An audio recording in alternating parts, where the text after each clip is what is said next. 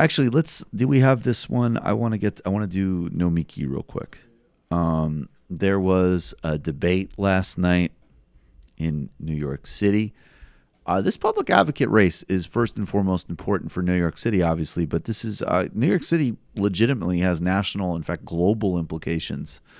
Nomiki Konst, we know her. She's a great candidate. She's a for real progressive. She's got some incredibly creative ideas about how to use this really unique office as sort of public accountability, but also almost like a sort of massive investigative journalism fund. And she's talking really smart, really shrewd democratic socialist ideas and refusing money from the real estate industry, which is, of course, enormously dangerous and harmful in New York as it is everywhere else. And here she is talking about what's happening with the MTA. Blame privatization, blame austerity, blame lack of investment, blame lack of redistribution, and thank the workers and labor unions who are still keeping the thing running while Andrew Cuomo and others have undermined it. Here she is talking about what should be done for the MTA. I believe in the municipalization of the MTA. I do think that the city should have more control, but it shouldn't all land in the mayor's hands. That's the problem with this city. When you look at the MTA board, they're all political appointees. You have a real estate developer on the board of the MTA who is best friends with the governor, someone who doesn't live in the city, who admitted to not taking buses ever. That's the person who's deciding our livelihood. The lifeblood of this city is being starved. Let me say that again.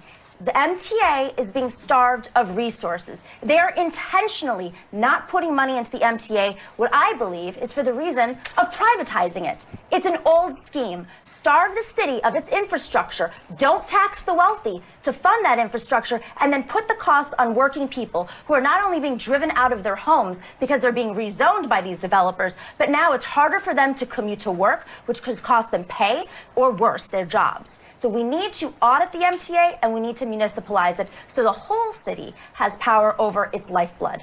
Ms. Konst, for right now, though, given the governance structure, should the city be giving more money to the transit system? Yes, but I think that they should be taxing these developers, Amazon, and the oligarchs who are buying up real estate left and right and using our buildings as the Cayman Islands for their bank accounts.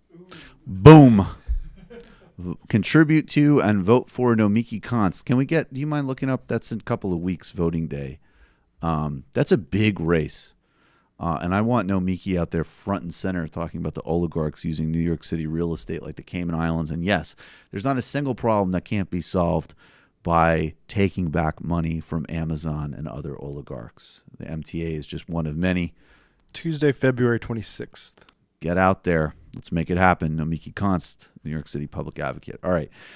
Be Silly. NPR's insightful question in AOC. The Republicans said they were implementing a policy that was beneficial to the country. It wasn't. And now you're saying exactly the same thing. Yes. I mean, that was, again, I'll give you the how are you going to pay for it question. Fine. Whatever. It's boring. It's kind of hacky, but sure. But the Republicans who just lie as a matter of essentially, I mean, maybe not in the NPR world, but I mean, in pretty broad public record, that we have endless, I mean, we've already seen them lie about various wealth redistribution to the rich tax packages and how they've worked out. The closest analog we have to what she's talking about in a microscopic form would be the 2009 stimulus, and then of course historically the New Deal, which still today takes people out of poverty. So I mean, just the idea that you're drawing that analogy is just beyond ludicrous. Tax cuts versus infrastructure spending. I mean, it's just it's embarrassing. These major media companies are pathological with this stuff. Like these people cannot learn the lessons that they need to, which is why, I mean, historically speaking, we've probably talked about this before, but 19th century, it was all partisan and, ideological news, basically. Right. And I think we need more of that because of how how much these sort of mid-century news companies, like the mass culture, like the major networks and those things, they were for a different time, and the harmful effects. I mean, this is what Chomsky made his bones Right. on, but like good riddance to him, I guess is what No, I can say. I agree. I mean, not and the function of aggressive, objective reporting, which is also, by the way, profoundly underfunded by these same incumbent corporations, is a separate function. But yeah, the whole editorial line and bloat, get rid of it. Support people like us, honestly. It's better, period.